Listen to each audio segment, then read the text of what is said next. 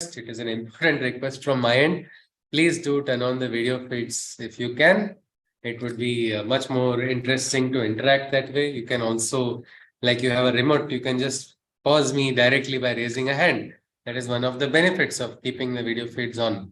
So it will save some seconds also of finding the button. Hari Om. One second. Is everybody hearing an echo? Is everybody hearing an echo? No. All right. I think it is turned off. Fine. Okay. So I think it is time. Let us begin with the invocation. Saraswati Namastubhyam Varade Kamarupini Vidyarambham Karishyami Siddhir Bhavatu Me Sada Vasudevam Sutam Devam Kamsachanuramardanam Devaki Paramanandam Krishnam Vande Jagadgurum. Krishnam Vande Jagadguru. Hari Om. Yes, so we are now entering into what is the second shloka of the fifth adhyay. 4 adhyayas are up. Can someone recollect what is it that we saw in the last session? I will just, yes, I think anybody can unmute. I will keep that option. So anybody can unmute right now on your own. Can someone connect with something? What we saw last? Yes, please. Anybody? One who understands. Okay, please, Ashwini. Ashaji and then Om Prakashji. All right. Yes, thank you. Last time we spoke about that 4 varnas, which was introduced by. Okay, that was one point. Krishna said, I had created the Chaturvarna. That was not elaborated on at all. Based on division of labor. Yes. There's no varna is higher or lower, all are same. And he gave a living example as Partha Sarthi, that doing any job is not demeaning. It is work is worship. You have to give respect to any kind of all work is important in the society. Okay, Ashaji. Om Prakashji would like to add, yes, ji? Yes, Om Prakashji. Yes. Last time I think we talked about one who understands the true meaning of sacrifice, he receives a higher consciousness. Okay. Then it was talked about the Gurukul Parampara also. Okay. And, after Guru passes the knowledge, he says, Krishna says, Arjuna, you'll know the right way. It is something like, even the worst sinner, by realization, he can be reformed.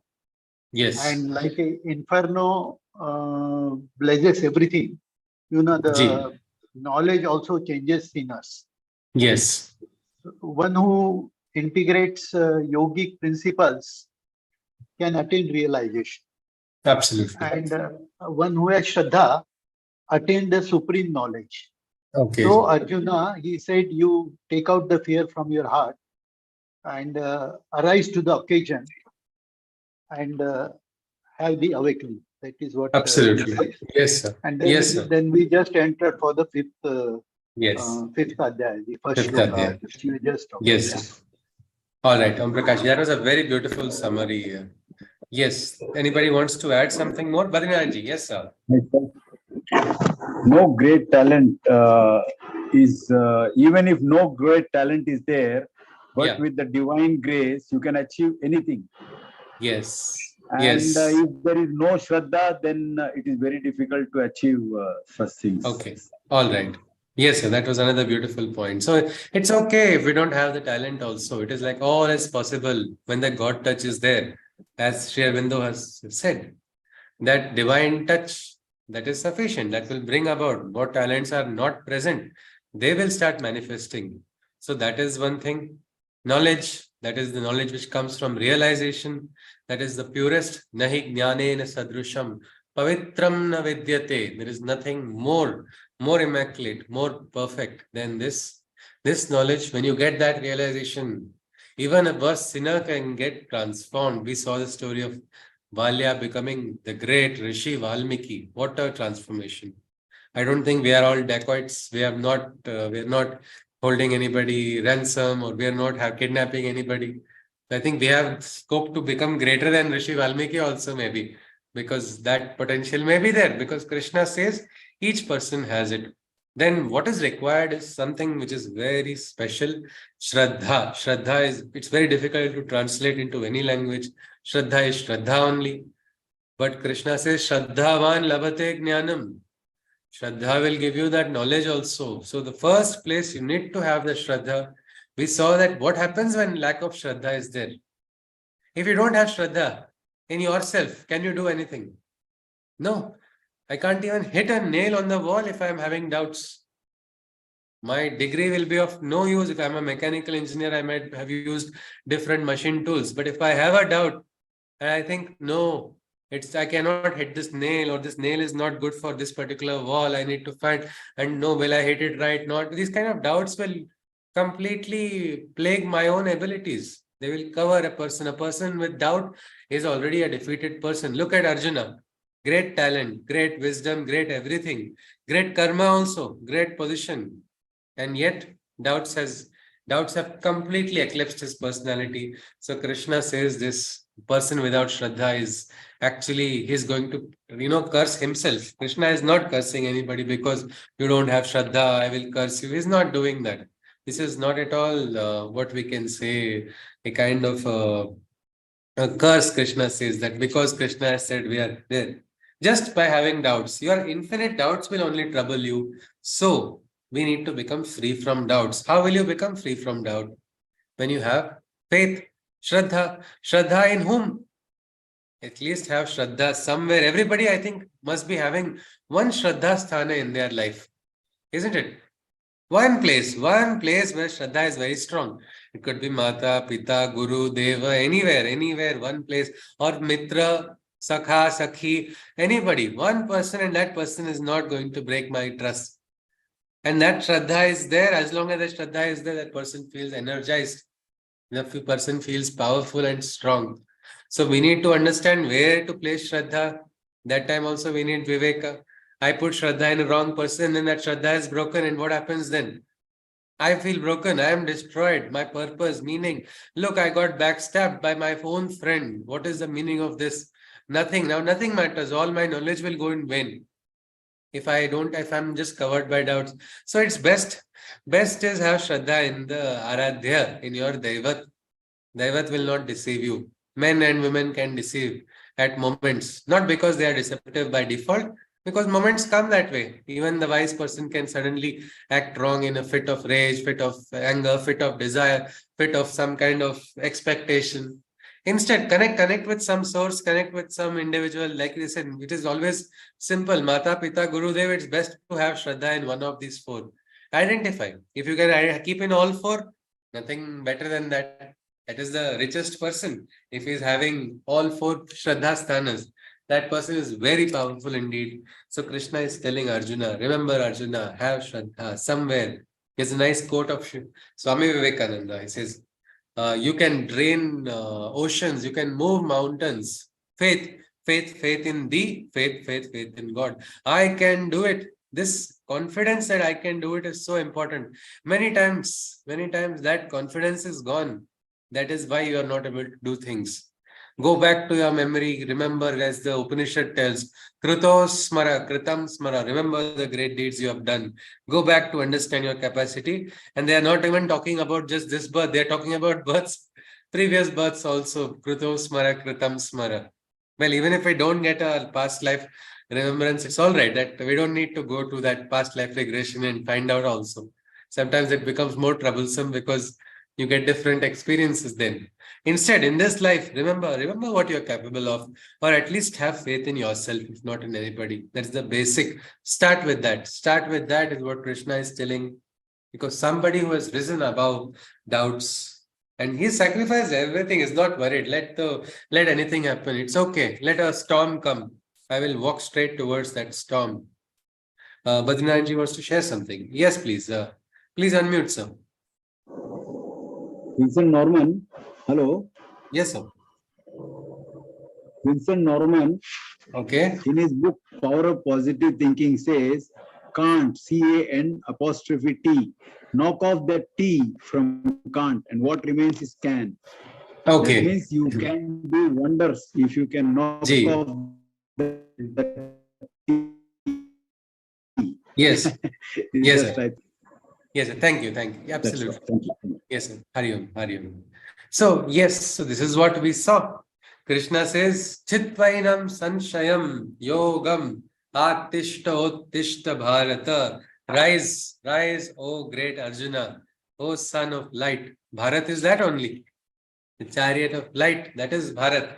And this seeker of light, Arjuna, is told by Krishna, attain the union, awaken and arise. Get that union. Union with what? Union with the divine in your moment, in this moment. Where are you? I am here in this moment. I am conscious. I am conscious because I have a presence which is divine. That realization, Krishna is asking Arjuna to get up. Then you will not, even if 100 Dronacharyas come in front of you, you will not forget your duty. You will do your work. Krishna is trying to wake Arjuna up. He says, this is there inside of your heart. That's why you are weak. You've lost the confidence. You've lost the faith. Your Shraddha has to awaken. Have that Shraddha. Rise. This knowledge, he says, with the saber of knowledge, besiege the disguise. Disguise, what is a disguise? Doubts are a disguise only which come into a person. Only somebody who is capable can have a doubt, isn't it? Many times. Somebody who has done something, will I do it today or not? Somebody who has never done will clearly say, no, this cannot happen. But someone who is having a doubt means there's a possibility of doing it. Find that possibility, go back to the root and throw that doubt away. Krishna is telling. Normally, we would think such a good advice. Like I think Badrinathji, many people say this positive thinking, good words, all of this is fine. But what has happened? Krishna is telling this to Arjuna, yet Arjuna is not having that effect. Sometimes he's like almost saying, Krishna, keep all your positive thoughts to yourself. Tell me what I should do right now. Tell me, you are confusing me, is how this Adhyay begins. This Adhyay begins with Arjuna saying, Krishna, one side you are talking about renunciation of actions. Another side you are saying, become united with divine and do actions. What is this? Tell me any one thing clearly. If you look at the words, Arjuna is very, what we can say, strong in his words to Krishna. He says, Yat Shreyam, Eta Yorekam. Tell me one, what is Shreyas? Don't tell me you can go left and right also. Tell me one correct answer, he says. Tanme Bruhi Sunishchitam. Meaning, although it can also imply to that he is telling Krishna, you are also confused a bit. Because tell me with clarity is what he's saying. Sunishchitam, give me one clear, straightforward answer. Don't give me both sides, is what Arjuna is saying. My simple question is, was Krishna talking about both sides, what we saw? Anybody? You can just unmute and then we'll go. Yes, please. Anybody? Was Krishna talking about it?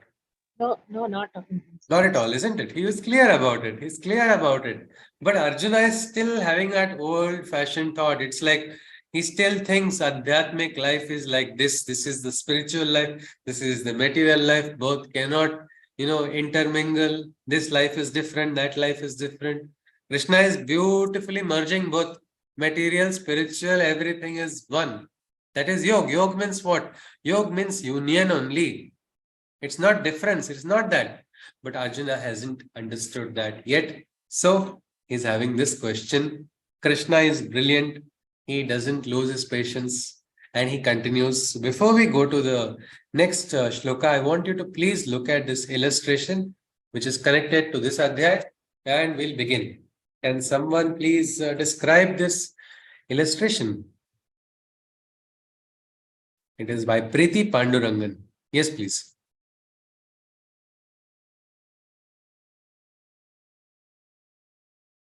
More than what we can say, the philosophy behind the illustration, if you even describe the illustration, it will be very nice. And just we can think of, suppose there's a participant who cannot see, because in one batch, there was one friend of mine who could not see, and she could not see the illustration. By describing it, it made more sense to everybody as well. Yes, please. Illustration shows cages, that are trappings. Okay. Where you physical, that emotional, intellectual trappings of life. And when you are in the trap, you're angry, you are emotionally, physically, everywhere, attitude itself is different. Once you come out of the trappings, your happy. That is the scene Okay. where both are dancing. Okay. All right. Yes, Ashaji. Oh, yes, Ushaji.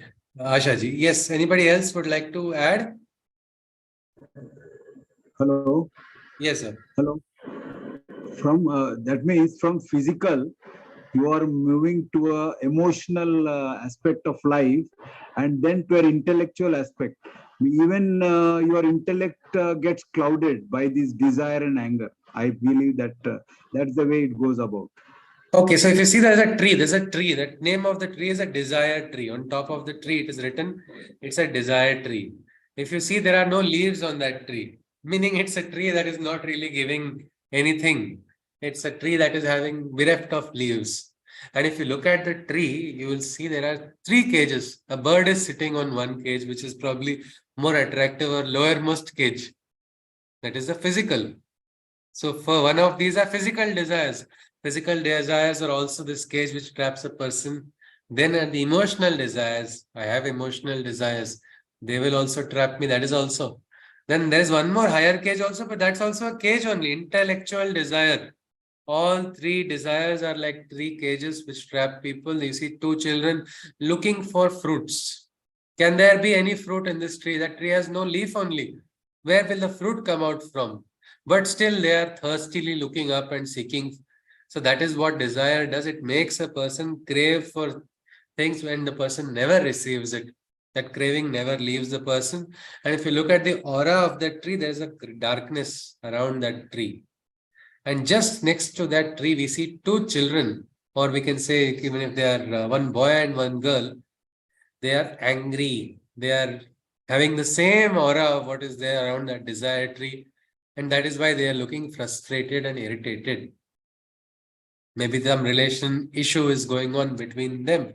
Interpersonal relations are disturbed, probably because of the desires only.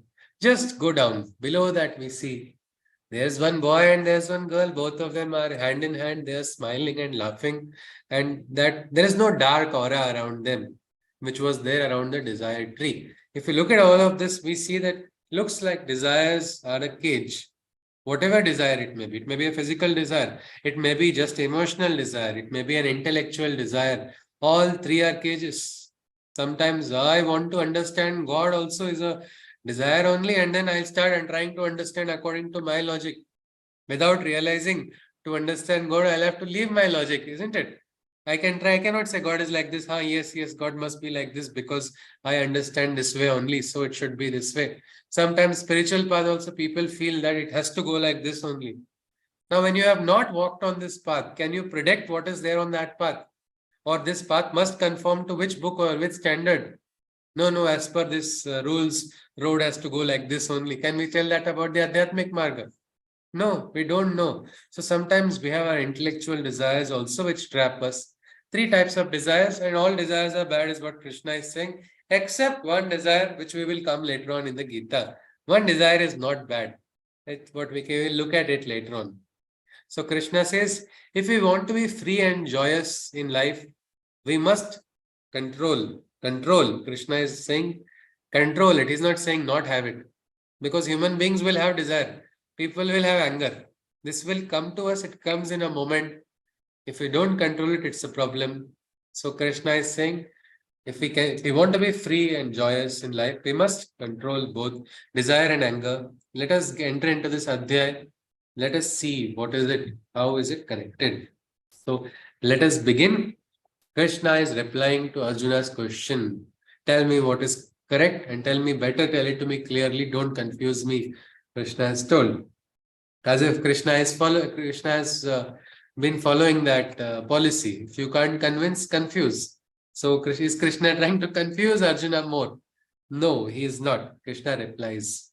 He says, Shri Bhagavan Uvacha Sannyasaha Karma Yogascha Nishreya Sakarabhau Tayostu Karma Sannyasat Karma Yogo Vishishyate. But Krishna replied, the path of divine action and the way of renunciation, both these two lead to the ultimate liberation. He says, yes, there are sannyasis, there are yogis who just completely renounce everything from the world and try to seek, they go on that marga. We've had this for so many years. in Sanatan Dharma, in the Bharata. Great, even kings have become suddenly sannyasis, renouncing everything. Well, Krishna says, yes. So there is one path of divine action, there is one path of sannyasa also, complete renunciation also. Both these two lead to the ultimate liberation. Both are going towards that same destination. But amongst all paths, if one were to choose the best, the way of divine union in activities is superior to the rest. So he says, yes, but if you want to ask me, I will tell you this path which is allowing you to perform actions and still become one with the divine, that is more superior than the other way, is what he is saying. Let us look further, because Krishna is redefining the meaning of sannyasa in the next shloka. He says, Neyaha sa nitya sannyasi, yo na dveshti na kankshati, nirdvanvo hi mahabaho, sukham bandhat pramuchyate. A sannyasi can be thus defined, O mighty armed one, as he who holds attachments none. Somebody who is not having any attachment has only become a sannyasi. He has renounced his attachments. That is the real renunciation, he says. That is the real renunciation. Why? For he experiences neither desire nor dislike. When he is not having strong desire also, he is not having hatred also. He is in that balanced state. It is difficult, but it's possible. Krishna says, detachedly, he considers both to be alike.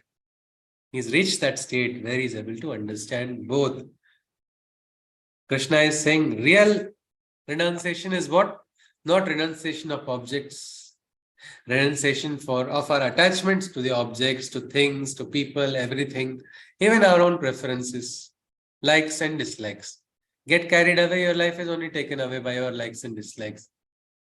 Sometimes strong liking, strong disliking come in the way of a person. One person, because of this food choice, that person lost a beautiful chance of a business meeting because I don't like this food, so I will not go. Now, are you going to, her aim was to go to the meeting and meet somebody for a work, which was very important for her. But her food choice made her lose that, and somebody else got a chance, and then she was like, why I could have just gone there and done, what's the use? It's like, once, if you are, I think everybody, when you are, you must be hitting milk. Suddenly milk has gone overflown. After that, can you say, oh no, what happened? Nothing can be done, isn't it? It happens sometimes you are standing, watching, waiting for it to happen, and suddenly you just look for 1 second and it suddenly passes. So what's the use of, it is said, what's the use crying over spilt milk? Something like that. Krishna is talking about something important. Sannyasa, real inner meaning of sannyasa is having a complete renunciation of attachments.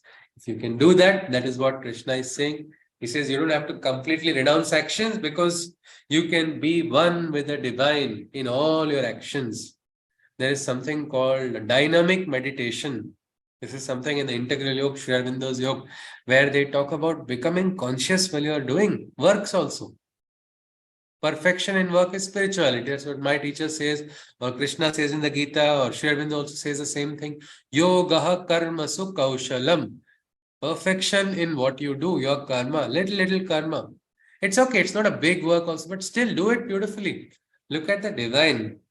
If you just see, the smallest of insect is also so perfectly made, and such a big planetary heavenly bodies are also perfectly designed with the same intelligence, with the same force of understanding. Even the smallest fashionable curl also is made by the divine with that same, what we can say, the full wisdom of the divine is utilized. Like that, Krishna says, because a sannyasi, he says, goes further, explaining to Arjuna, this is the real meaning of sannyasi. Because for him, both, no desire, no dislike. Work is work, whether it's a good work or a bad work. I don't think parents would have had an experience of cleaning the, what we can say, this toilet of the kids anytime. But then when they start doing it for their kid, they don't say, I don't do this. One friend of mine, he was saying, after I have children, I'll give them to my parents for the first 3-4 years. After that, I will take. I said, is that how you're going to form a bond?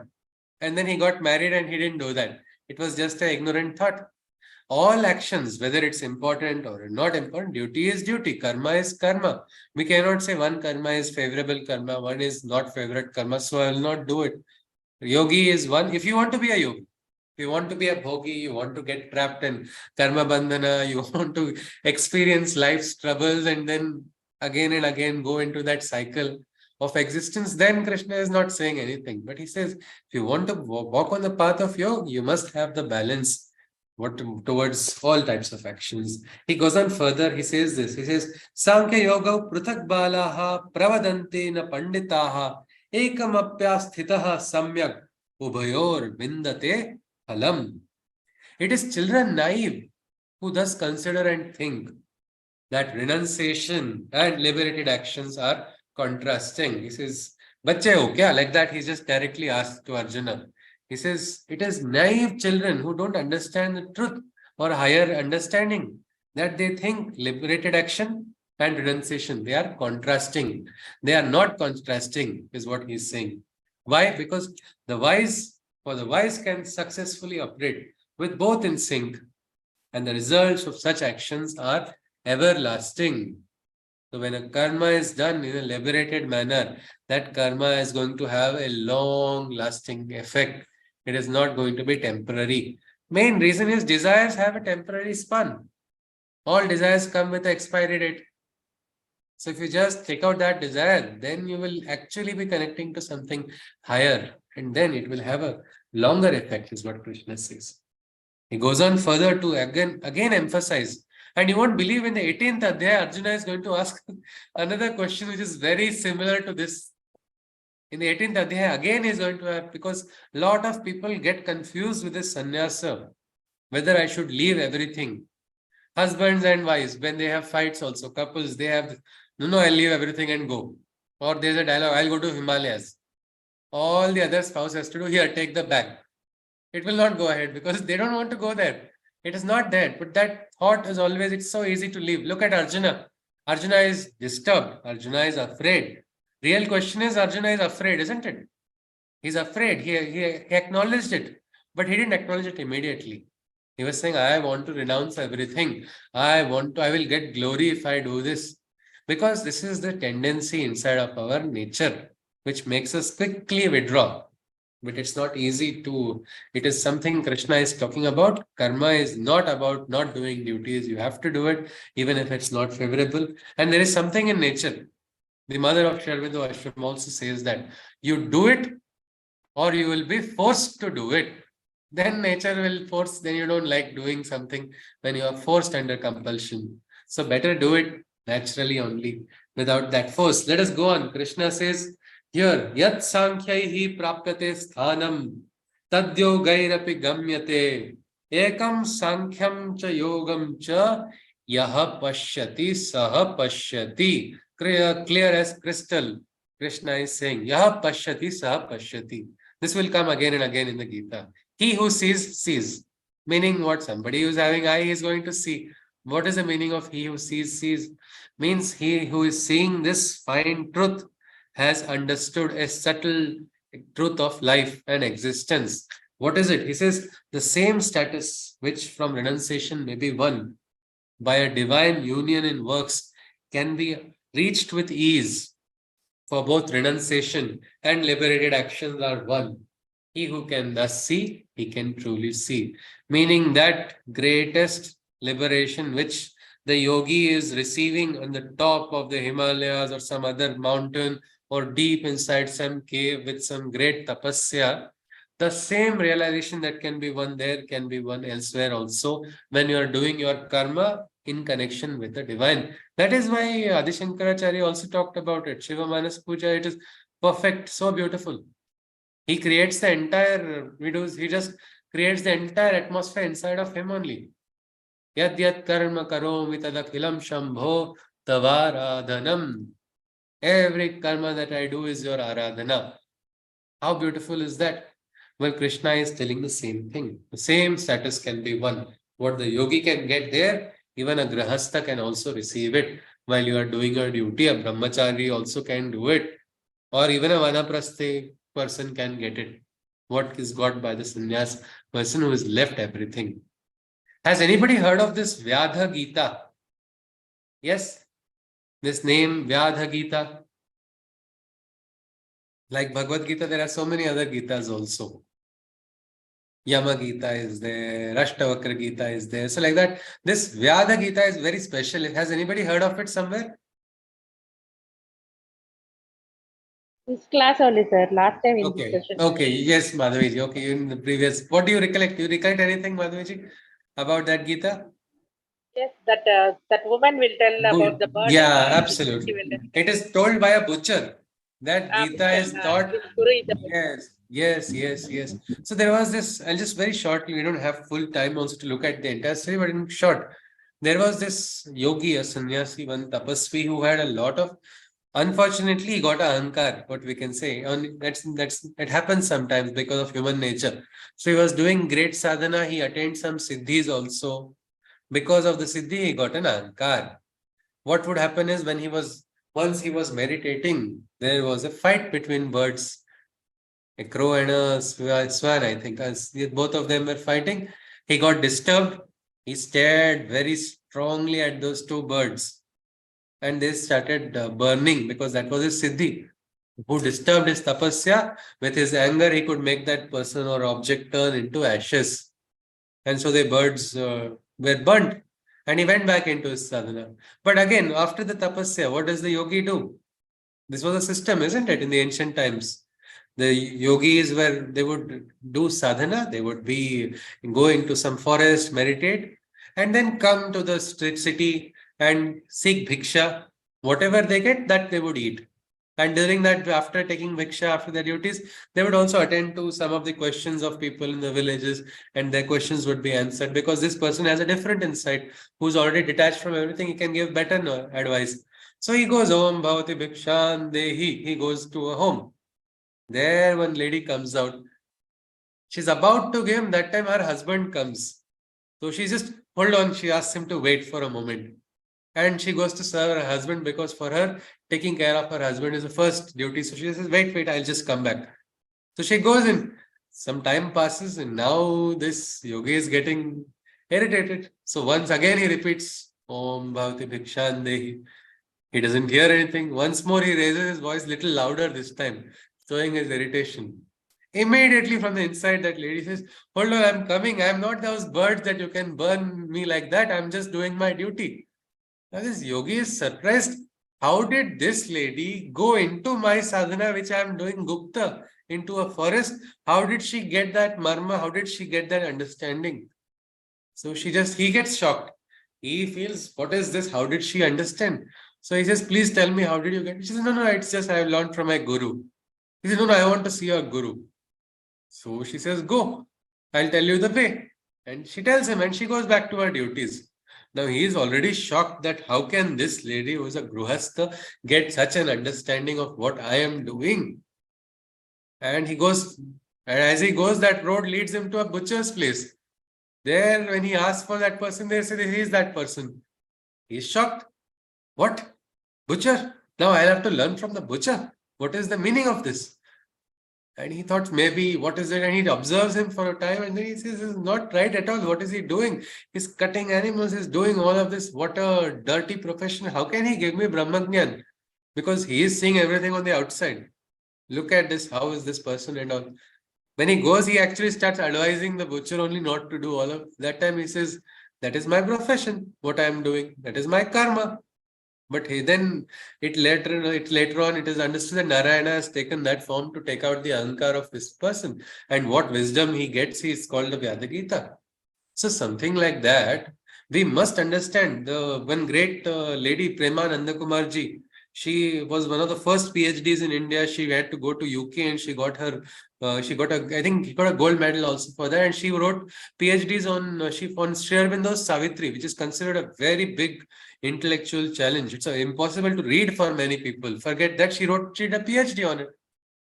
And her father was already a wonderful sadhak who had written, I think, the biography of Sri Aurobindo.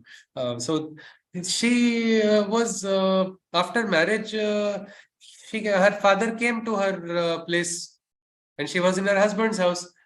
And she was washing the vessels that time her father entered the kitchen. And she just looked at him, and because her father is like a yogi only, a sadhak. And she said, I looked at him and I was feeling very sad. She said, for washing these vessels, I got PhD. Like that, she asked a question to her father. Her father just came to her and said, if you don't see Savitri in the washing of your vessels, you have not understood anything. And he walked away. And that day, he said that was a big awakening. It is a big awakening that yes. So anytime we should not think that we are less or we are inferior compared to some yogis or anything. And we should understand that for that also we should understand our work is also a part of yoga. What little things we are doing, it's a part of something bigger. We have to become conscious. Then this becomes sadhana. Otherwise, we'll remain bhogi and trapped. So this thing Krishna is talking about, that it can be got. It can be got is one important principle we see here. Let us go on further. Krishna says, Sanyasastu mahabaho dukkham aptum ayogataha yoga yukto munir brahma nachirena gachati. It is difficult to achieve the state of renunciation without uniting with the divine in every action.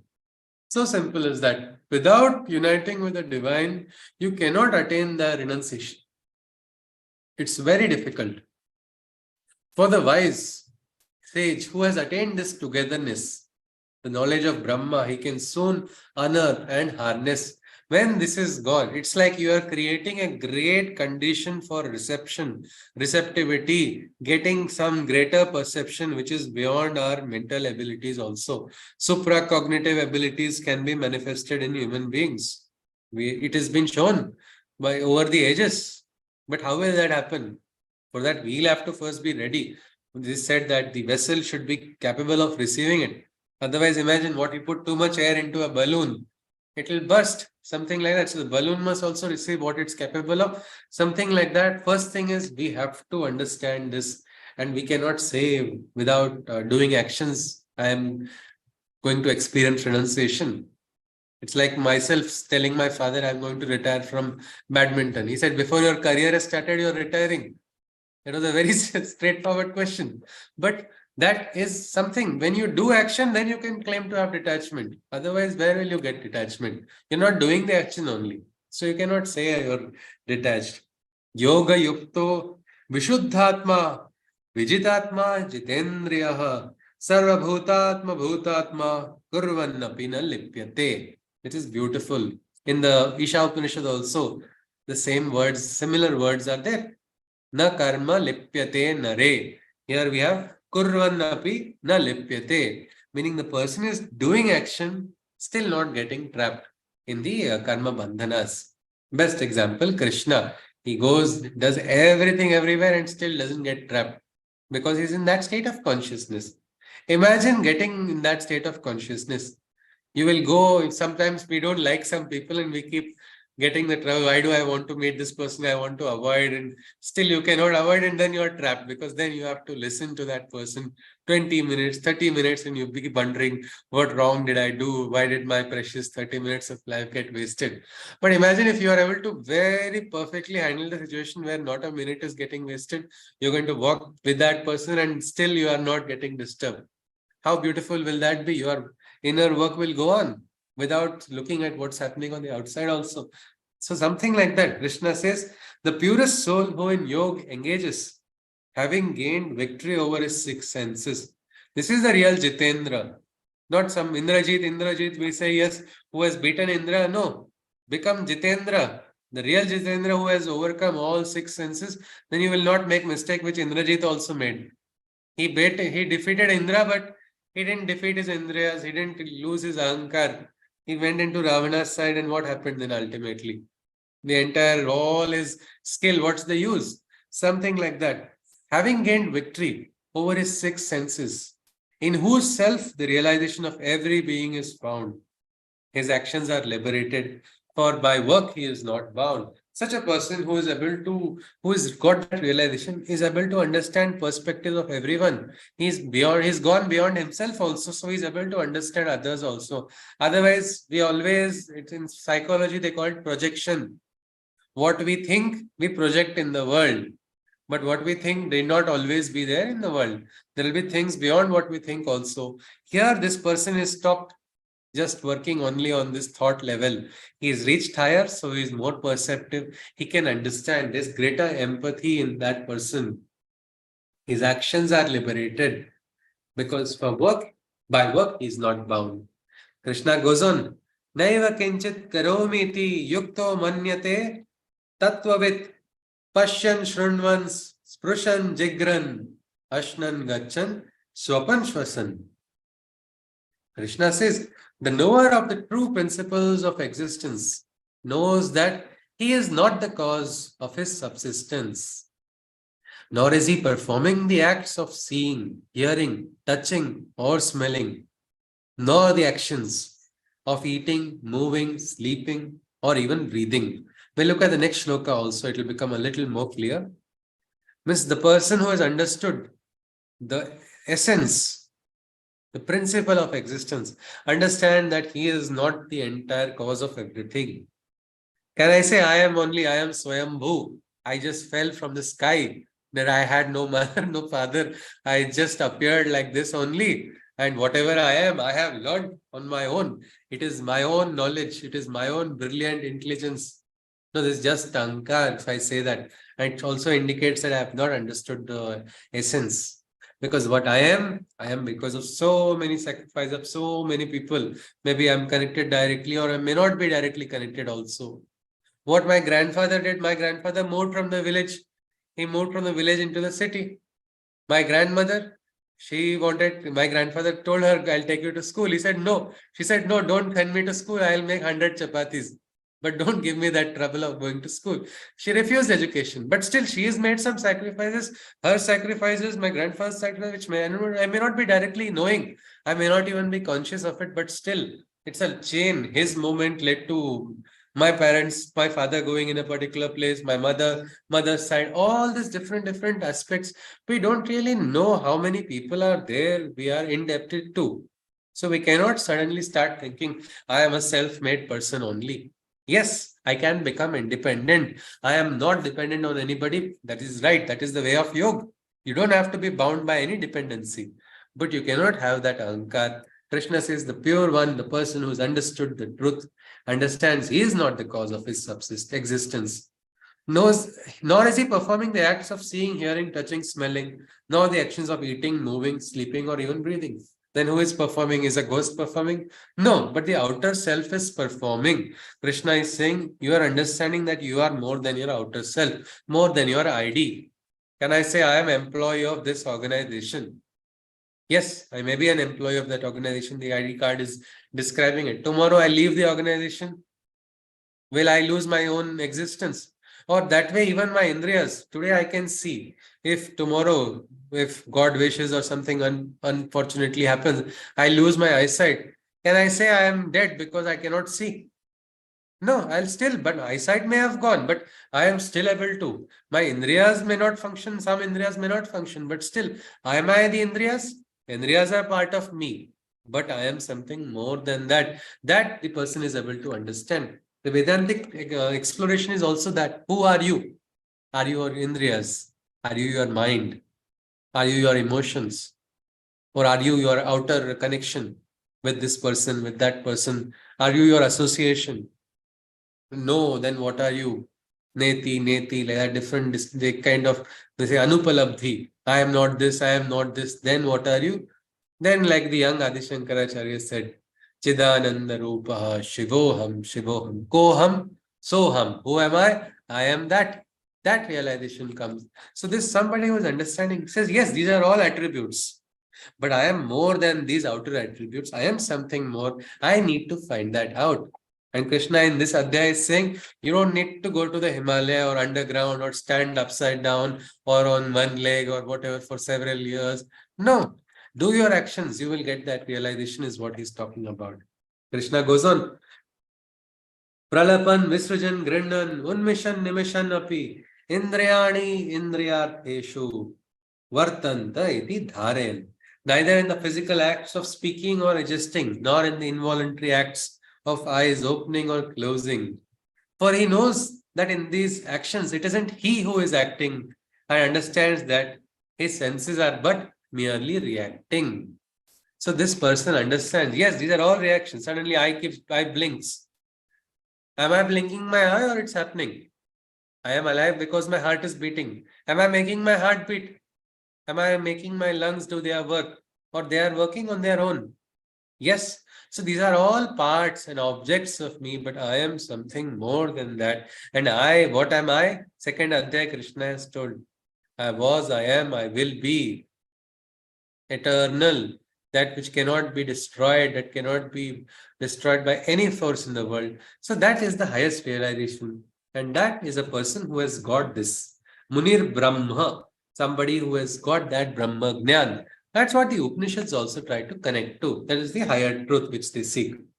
Brahmanyadhaya karmani sangam tyaktva karoti ya lipyate nasapapena padma patram vivamsa. A beautiful example Krishna gives. Padma patra, lotus leaf. Can someone just tell me, have you seen a lotus leaf? Anything special about the lotus leaf? Anybody, can you just tell me something about it? Yes? Water drops don't stay over there. Yes, water drops, they look like pearls dancing on it. It's beautiful, isn't it? They cannot, the water drops do not stick to it. That is the nature of the lotus leaf. Exactly like that is the, yes, Badrinathji wants to add something or the same thing, sir? Yeah, water does not stick to it. Okay, sir. Ji. It drains Yes, off. yes, That means absolutely. it is something like that. You live in the world, but let the world not live in you. Yes, absolutely. Yes, I sir. want to add Hari Om. something. Yes. Jani, like lotus, it is in the kitchen, that no, it stays above that. You have to live in this world where there's a whole lot of things are happening, Yeah. but you have to Yes, rise above. yes, lotus grows in the muck only. Absolutely. Yes, sir. Dinesh ji had raised his hand. I think I missed your hand. If you want to, you can unmute or we'll go ahead. Yeah, same thing which Asaji told that. Okay, yes, okay, that same perspective. I think everybody's having the same connection with the same direct divine connection. So you're having the same thoughts also. Another Yes, Madhviji, all right. means a lotus will bloom with the sunlight when it is present in the kitchen only. Again, if it comes out, it fades away. It's the support of the guru is there. The person will. Okay, bloom, that's an even interesting the sunlight will support.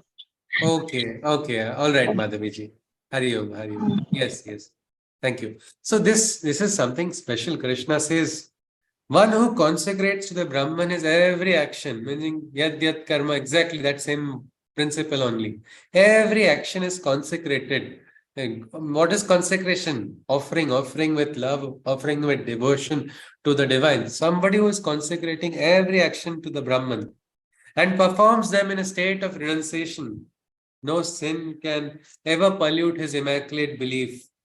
Just as the droplets of water cling not to a lotus's leaf, such a person will not have to worry about any papa.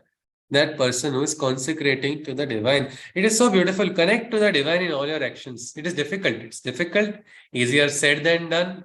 But if you can do it, there's nothing better than that. I know of one person who had a negative relation with the divine because of some bad experience.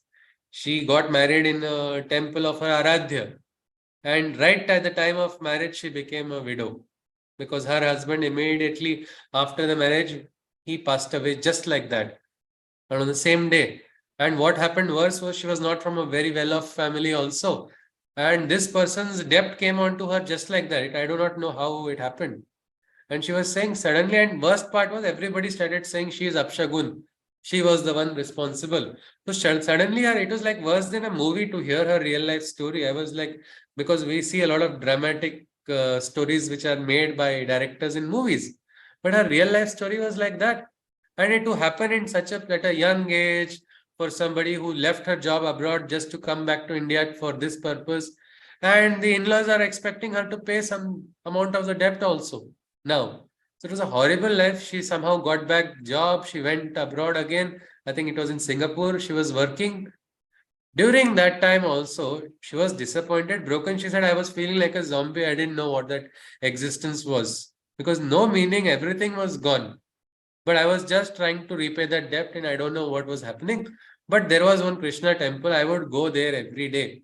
But because of her swabhava, because of her nature, while she was saying this, she had tears were recollecting, because she said, I would fight with Krishna, I would keep using all my anger, I throw my anger at him.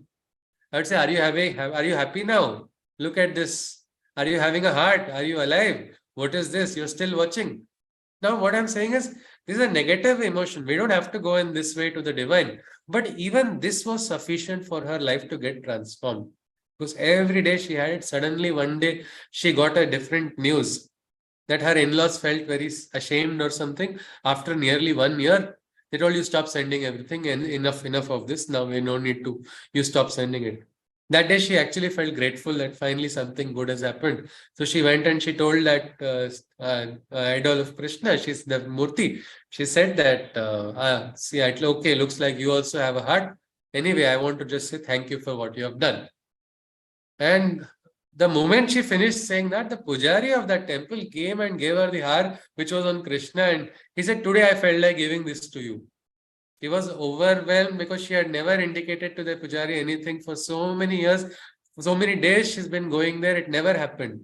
And that day, and then from then day onward, she says her life changed completely. Now she's married, she's got children, she's settled in US, she's having a good life there. But her connection was like that. So what I'm saying is connect with the divine. Maybe there are certain experiences which are favorable, unfavorable, but don't lose the connection. At least that connection will do what it has to do. Keep that connect.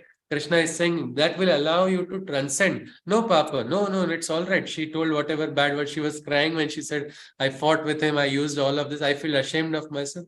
No, you need not feel ashamed of it now because your connection was important. That connection, now she will never do it again. She is now in a different state. One more person broke a murti of Krishna in anger. He did that. And then he was feeling very sad about it. I said, oh, so you have become more powerful than Vishwarupa, that you have broken the Vishwarupa. Then he said, no, I have not.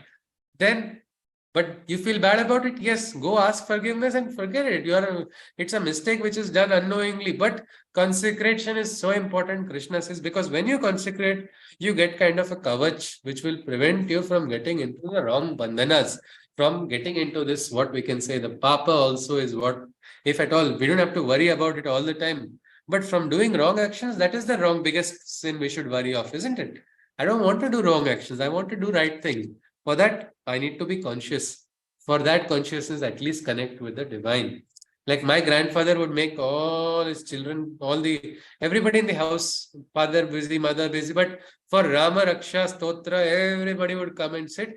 And for me, my simple motivation was not because of Ram Raksha Stotra. At the end of it, he would give this candied sugar, small sugar pieces. So I would go to get that. But in that process, the entire family would, for so many years, as long as my grandfather was there, we would all come, forget everything, all those, and whatever work is there, even before exam day also, it wouldn't take more than 15 minutes. But we will all come and sit together. That was one of the best memories I've had from my childhood also. And that did give a lot of peace and quietude. So that connection, keep it, is what we can understand. Krishna says somebody who does it, he can be liberated from all troubles also. Krishna goes on, Kayena manasa buddhya kevalair indriyairapi yoginaha karma kurvanti sangam tyaktva atma shuddhaye. So these people are doing like autopilot. Yogis are doing works like autopilot, meaning works are done, but they are not taking so much excitement in everything they do. Somebody comes and says, you are the most brilliant person and smartest person in the world. The yogi will say, okay. He just shakes the head. You are the biggest fool in the world. Yogi will still say, okay. Because that is the state of the yogi. Yogi is not getting carried away by anything. It is just, yogi is doing whatever duties are there. If you look at the shloka, Kayena manasa buddhya, means by the body, by the mind. Their buddhi is just doing the work. It's like by their bodies, minds, intellect or senses, they function and consider not any of them as their own. They don't take pride in any of this. Physical body, strong physical body also. They don't take pride in that, not in the mental prowess, not even the buddhi or higher awakening of intelligence, or even the indriyas. They don't take pride in that because they say they're not just, they don't consider it their properties. For to them a perfect detachment is known, and so they engage in the process of self-purification. So they try to become better and better. It is said, low aim is a crime. So aim for the highest. Yogi is the one who is aiming for the highest realization which is possible to a human being. And that's what the sadhana is all about. Yuktaha karma phalam tyaktva shantim apnoti naishtikim ayuktaha kama karena phale sakto nibadhyate. By giving up all desires for the outcomes of actions, the zenith of peace a soul can attain certainly. But those bound by desires of actions live uncertainly, obsessed with phantom fruits and their material attractions. This is the problem. Krishna says giving up desires will make you free. Suddenly you just try to, if your desires are troubling you, you're not going to be getting sleep because of your desire. Just for one day, just say, okay, for this day, I don't want to think of any of my desires. You will actually see that day you're getting a very peaceful sleep. You are really free because desires will only trap you. Yogi is free from all outcome. It's okay. I've written the exam, very difficult exam. It's okay. I may pass or I may fail. With my younger sister, she had a very nice habit. Whatever happens, when father would ask her, how did your exam go? She would say full marks when she was very young. Whether or not she's getting full marks, it didn't make any difference. That was when she was in class 1, class 2. And maths was not her favorite subject. But anytime it was asked, full marks. That way she was very free after writing the exam. Something like that. Forget the outcome. What has to happen is going to happen. When the results come, you are not going to be able to escape the outcome. So let us go on. Krishna says, by giving up all the desires of the outcomes of action, the zenith of peace, a soul can attain certainly. The individual can attain that. But those bound by desires of actions live uncertainly, obsessed with phantom fruits and their material attractions. It is something like that. Phantom fruits, khayali pulao, they go on. It's better to eat a real pulao than have it in the mind only. No, start imagining what is this, what is that. Well, that is a problem with desire. I will do this, so I will get this. This will give me that. That will give me this. This will then give me this, and then I will get happiness. This is a big convoluted route for happiness. Happiness is where you are. You can get it at that moment, whether or not an object is there which you like or you don't like. Happiness can come to you naturally. But when you start trying to go after, sometimes I will get happiness when I get property. This is a big dream for so many people. So they do everything, samadama, dandaved, for property only. After getting the property, then they are inviting a new set of troubles. Because what do I do with this property? Whom do I give it? No. That son I will not give because he talked to me like this. But the other son also talked to me like this. I don't want to give it to both of them. Where should I give it? What should I do? No, but if I give it now, they will not respect me. They will not do this. These kind of so many doubts which are coming out of these desires, actions, many times in works also. I have to do this, so I will impress my boss. So my boss will feel I am doing like this. So he will give me a recommendation. So I will get a raise. So all your actions are being done for this particular favorable report. And when the report is not given, this person gets angry and starts fighting with the boss, then gets a negative report, spoiling everything, whatever he has done. Because this is the nature. When we go to the market, when we buy fruits, can we predict how the fruit is until we cut it open? No, isn't it? Even by regular ordinary fruits in the market also, we can't until you cut open, because nowadays people have learned some wonderful masking technique. Even not so good fruits appear very good. Like earlier only outer shine used to be there. People would apply certain wax or something to make things look fresh. Now people are using genetic engineering to make them look very good on the outside. But until you cut them open, you're not able to. So when you cannot predict a single fruit, which you are able to see, feel, touch, say from past experience, I can identify, people have a lot of pride. That ahankar also is now getting destroyed because of this genetic modification. You don't know what is there inside until you cut open. What about our karma? Where are we going to get confidence of saying, I know what is exactly going to happen? There are so many variable factors in the universe, always at play. So let us let go of this absolute. We can anticipate for the best. That is fine. But we cannot be attached with only certain outcomes. That's what Krishna is talking about. Let us continue. We go to the next shloka, 13th one. Sarva karmani manasa sanyasaste sukham vashi navadvare pure dehi naiva kurvan kanayan. Possessing self-control with perfection, with a poise, he dwells in nature with satisfaction. Within the 9 gates of the physical body, he resides. Neither in being the doer nor in the cause he prides. So this body is like a temple of 9 gates, is what it is said.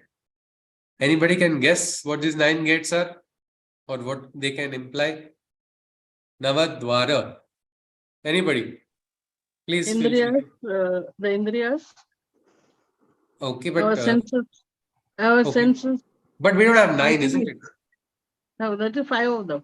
Yes, yes. Badrinathji wants to add something. 2 eyes, 2 nose. Mouth, the genitals, and Yes. the anus.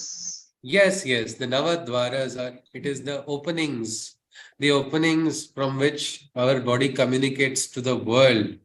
They are like the gates. Yogi wants to close all these gates. It's like if Krishna enters inside of this temple, shut the gates immediately. Don't let him run away. He is one person who is known. He will quickly escape. So don't. The yogi tries to control all the Navadvaras. Later on in 8th Adhyay, we will see that these dwaras are only from where the prana also lives. And the yogi is conscious of that also.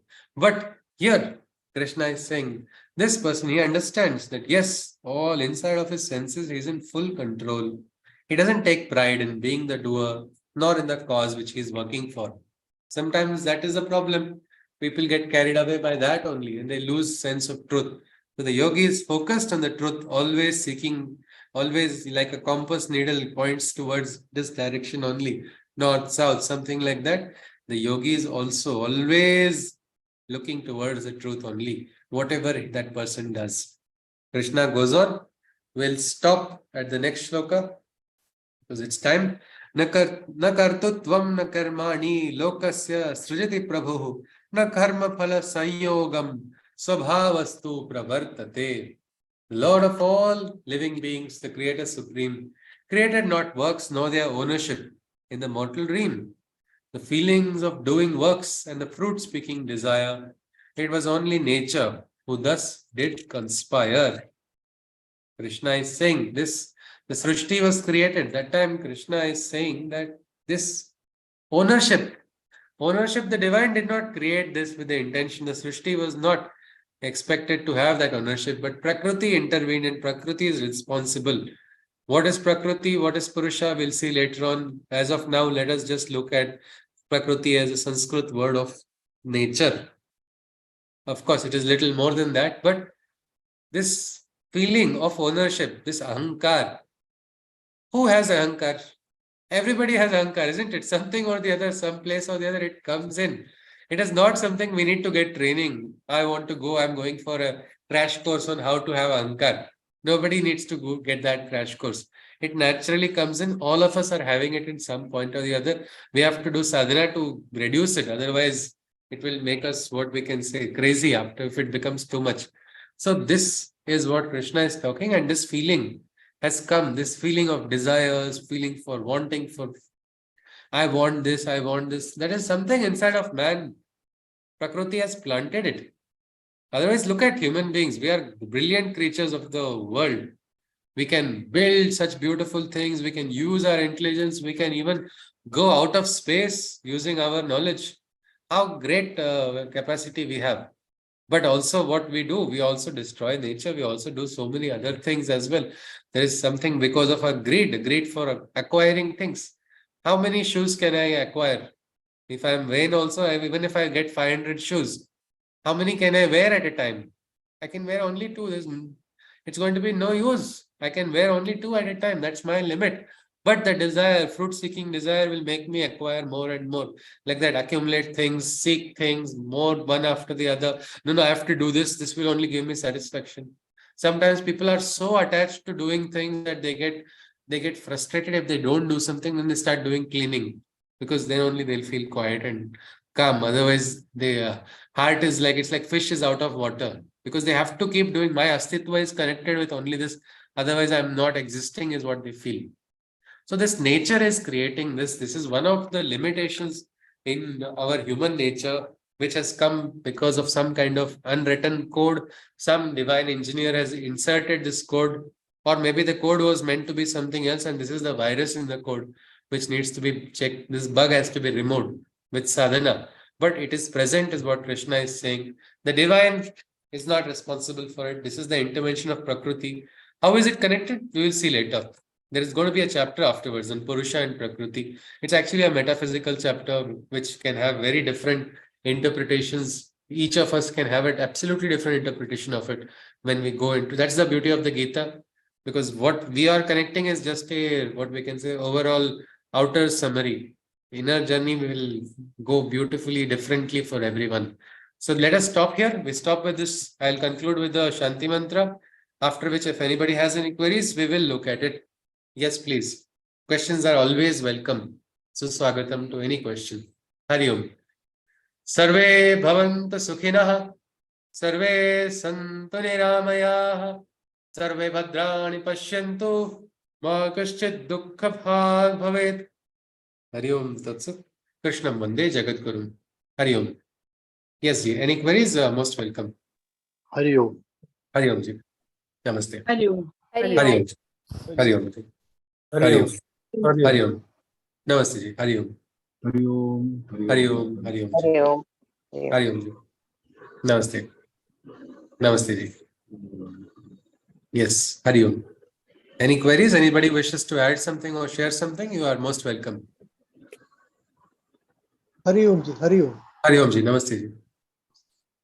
Hari Om. All right. If there's no question, then we can conclude the session. We will meet again tomorrow.